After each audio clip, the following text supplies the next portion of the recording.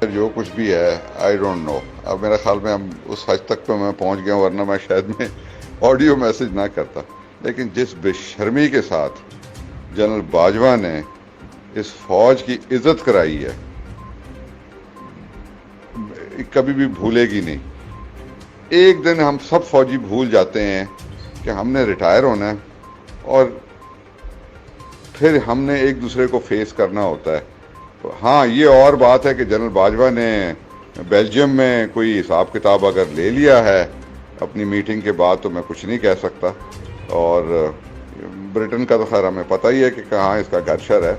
लेकिन इसने जो जो कमीनगी की है ना, वो ये तमगा कमीनगी इस पे ही लगता है। चाहे जो मर्जी है कोई कह ले, कुछ कर ले, ये हालात बिल्ड ही नहीं हो सकते थे जब तक कि ये बंदा ये इनका साथ ना देता।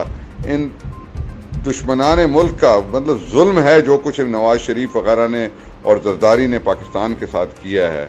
और अगर फिर भी पाकिस्तान आर्मी के लोग और स्पेशली सरबराह पाकिस्तान आर्मी का ऐसे लोगों का साथ देता है, तो डूब मरने का मकाम है। और अभी भी हम चुप करके बैठे हुए हैं। ठीक है बादशाह, कोई बात नहीं, एक और प्लॉट दिलवा लेगा या किसी के प्लॉट होगा या कोई किसी को कहीं फौजी फाउंडेशन में नौकरियों के चक्कर पड़ गए होंगे, कोई किसी के ठेके के चक्कर पड़ गए होंगे। यही सारी बातें होती हैं। चुप करके बैठे रहते हैं, सारी ज़िंदगी बैठे रहोगे, बाद में रोने से कोई फ़र्क नहीं पड़ता।